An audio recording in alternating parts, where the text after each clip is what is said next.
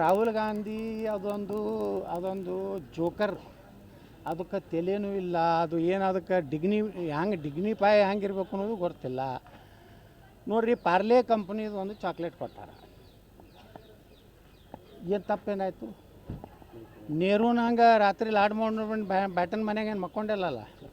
ನೆಹರು ಏನು ಮಾಡ್ಯಾನ, ರಾಜೀವ್ ಗಾಂಧಿ ಇಂಡಿಯನ್ ನೇವಿದು ಹಡಗು ಒಯ್ದು ದೇಶದ್ರೋಹಿಗಳನ್ನ ತೊಗೊಂಡು ಅದ್ರೊಳಗೆ ಅದನ್ನು ಇದು ಮಾಡ್ದ, ಪಾರ್ಟಿ ಮಾಡ್ದ. ರಾಜೀವ್ ಗಾಂಧಿ ಮಾಡಿದ್ದು. ನೆಹರು ಅಂತರೂ ಲಾರ್ಡ್ ಮೌಂಟ್ ಬ್ಯಾಟನ್ ಮಗಳು ಬರೀತಾಳೆ, ಪುಸ್ತಕ ಬರ್ದಾಳ. ಲಾರ್ಡ್ ಮೌಂಟ್ ಬ್ಯಾಟನ್ ಅಂತ ಕೊನೆಯ ವಯಸ್ಸರ ಇದ್ದ ಅವನ ಮಗಳು ಬಂದು ಪುಸ್ತಕ ಬರ್ದಾಳ. ಗಾಂಧಿ ಹತ್ಯೆ ಆದಾಗ ನೆಹರು ನನ್ನ ತಾಯಿ ಜೊತೆಗೆ ನನ್ನ ಮನೆಯಲ್ಲಿದ್ದ, ತಾಸಾನುಗಟ್ಟಲೆ ಇದ್ದ. ಅಂದ್ರೆ ಗಾಂಧಿ ಅಲ್ಲಿ ಕೊಲೆ ಆಗಿರ್ತದೆ. ನೆಹರು ಎಲ್ಲಿದ್ದ? ಲಾರ್ಡ್ ಮೌಂಟ್ ಬ್ಯಾಟನ್ ಹೆಂಡತಿ ಜೋಡ ಇದ್ದ, ನನ್ನ ತಾಯಿ ಜೋಡ ಇದ್ರತ್ತ ಆ ಹೆಣ್ಮಗಳ ಒಂದು ಪುಸ್ತಕ ಬರ್ದ. ನೋಡಿ, ಇಂಥ ದೇಶದ್ರೋಹಿ ಕೆಲಸ ಮಾಡಿದಂಥ ಕುಟುಂಬ ಅದು ಮತ್ತು ಅದಕ್ಕೆ ಯಾವುದೂ ಇಲ್ಲಲ್ಲ. ಅದು ಯಾವ ಜನಾಂಗದ್ದು ಅದೂ ಇಲ್ಲಲ್ಲ. ಹಿಂದೂವರೇ ಐತೆ, ಅದೂ ಇಲ್ಲ. ಮತ್ತೊಂದು ಜನಾಂಗ ಅದೂ ಇಲ್ಲ. ಅದು ಯಾವುದೇ ಪೂರ್ತಿ ಕ್ರಾಸ್ ಐತಿ. ಹೀಗಾಗಿ ಅವನಿಗೆ ಏನು ಬರ್ತದೆ ಬಾಯಿಗೆ ಬಂದಂಗೆ ಮಾತಾಡ್ತಾನೆ. ಅದು ಗೌರವನೇ ಕಳ್ಕೊಂಡ್ಬಿಟ್ಟ. ನಾವು ಹೆಂಗೆ ಬರ್ಬೇಕು, ಪಾರ್ಲಿಮೆಂಟಿಗೆ ಹೆಂಗೆ ಬರ್ಬೇಕು ಅನ್ನೋ ಕನಿಷ್ಠ ಶೌಚನೆ ಇಲ್ಲ. ಚಾಕ್ಲೇಟ್ ತಿನ್ಕೋತ ಬರ್ತಾನೆ, ಅಂಗಿ ಗುಂಡಿ ತಕ್ಕೊಂಡು ಬರ್ತಾನೆ. ಒಂದು ಪಾರ್ಲಿಮೆಂಟ್ನಾಗ ಎಂತಿಂತವ್ರು ಆಗಿ ಹೋಗ್ಯಾರ ಈ ದೇಶನಾಗ. ವಲ್ಲಭಭಾಯಿ ಪಟೇಲ್ರು, ಲಾಲ್ ಬಹದ್ದೂರ್ ಶಾಸ್ತ್ರಿ ಅವರು, ಎಂತಿಂಥ ಪುಣ್ಯಾತ್ಮರು ಅಲ್ಲಿ ಕೂತು ಹೋಗ್ಯಾರ. ವಿರೋಧ ಪಕ್ಷದಾಗ ಎಂತಿಂಥವ್ರು ಇದ್ದರು ಹಿಂದೆ.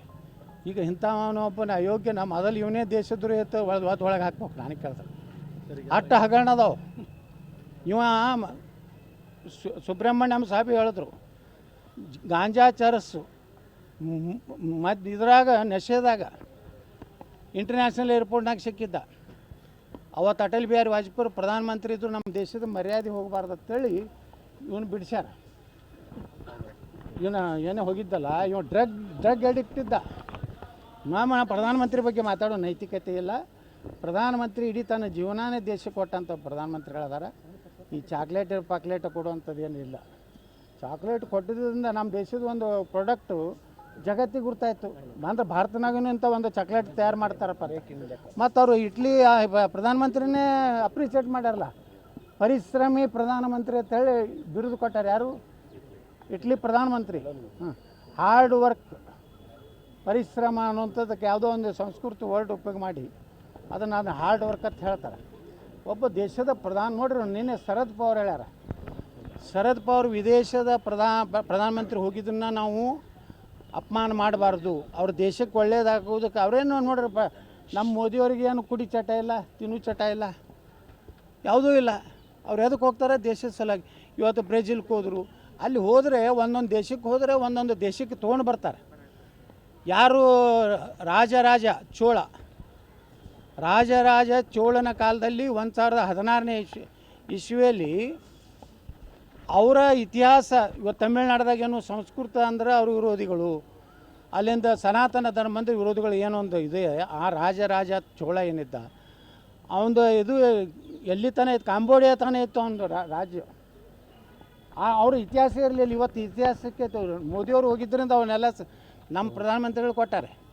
ಅಂದರೆ ಚೋಳ ಡೈನಾಸ್ಟಿ ಏನಿತ್ತಲ್ಲ ಭಾರತದಲ್ಲಿ, ಅವರು ಅವಾಗ ವಿದೇಶದ ವ್ಯಾಪಾರ ಮಾಡ್ತಿದ್ರು.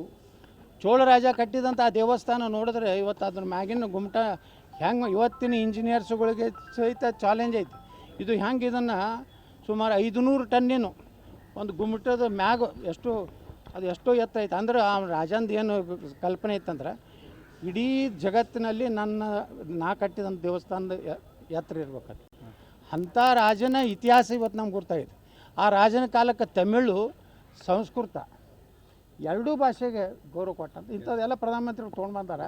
ಈ ಅಯೋಗ್ಯ ಈ ರಾಹುಲ್ ಗಾಂಧಿ ಏನದಲ್ಲ, ಇವಂದು ಮಾನ ಮರ್ಯಾದೆಗೆ ಈ ಕಾಂಗ್ರೆಸ್ನವ್ರಿಗೆ ಮಾನ ಮರ್ಯಾದೆ ಬೇಕಲ್ಲ. ಇಂಥವನ್ನ ನಾ ಏನಾರ ಆ ಪಾರ್ಟಿಗೆ ಹೋಗಿ ಕಪಾಳಿಗೆ ಹೊಡಿತಿದ್ದೆ. If you like this video, ಬೇಗ ಲೈಕ್ ಮಾಡಿ, ಕಾಮೆಂಟ್ ಮಾಡಿ, ಶೇರ್ ಮಾಡಿ ಹಾಗೂ ಯೋಯೋ ಟಿವಿ ಕನ್ನಡವನ್ನು ಸಬ್ಸ್ಕ್ರೈಬ್ ಮಾಡಿ.